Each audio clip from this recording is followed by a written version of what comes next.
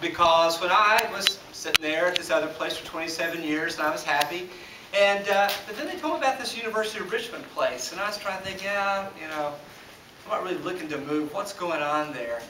And I saw that they had this Bonner Center for Civic Engagement. In fact, that this was sort of the anchor. This is the largest number of Bonner scholars. And I thought, any place that has such a central role for the sort of young people that I'd like to spend my life working with is the sort of place that I'd like to be. And then when I met Amy Howard, who is playing a central role in all of this, and I saw the kind of efficacious idealism, the practical idealism that drives the Bonner Scholars Program.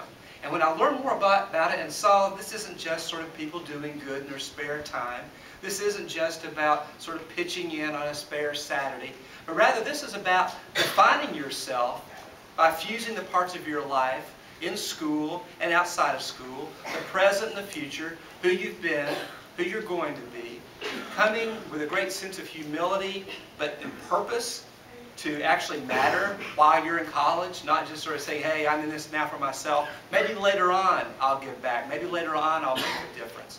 But rather to be giving of your time when you have so little and of your energy when you have so much to do these wonderful things. And so as I've come to understand more, this channeling back into the classroom, working in the summers, looking for allies everywhere, it must be great to come and see the other people who are wired like you, other people who put this kind of service and this kind of learning, this kind of engagement at the centers of your lives.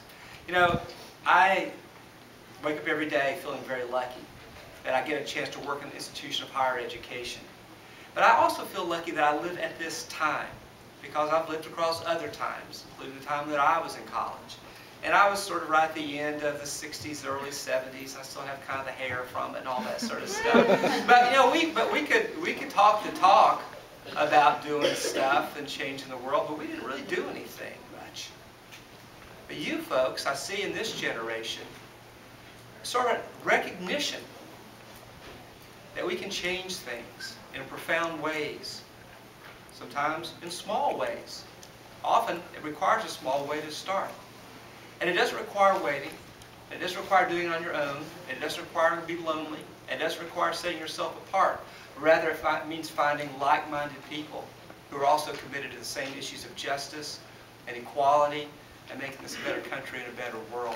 So when I knew that Kim and her allies, Amy and her allies, were working hard to make this a special weekend for you folks, and I realized that UR was going to have a chance to learn from all of you, and I've seen the program and see all the different kinds of initiatives that you're engaged in.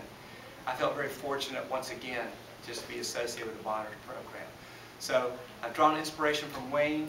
I've drawn inspiration from the vision of what the Bonner program is really all about, and it's just our honor to have a chance to share this campus with you this weekend. I hope you have a tremendous weekend.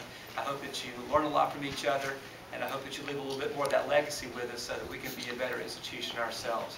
We're trying in every way that we can to embody the principles of the Bonner program in our Richmond promise, the promise that we're making to what we're going to do in the future.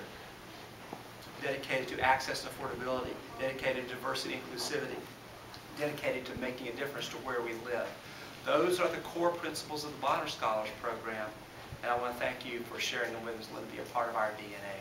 So have a great weekend. I hope that you enjoy your time at UR, and it's our pleasure to have you.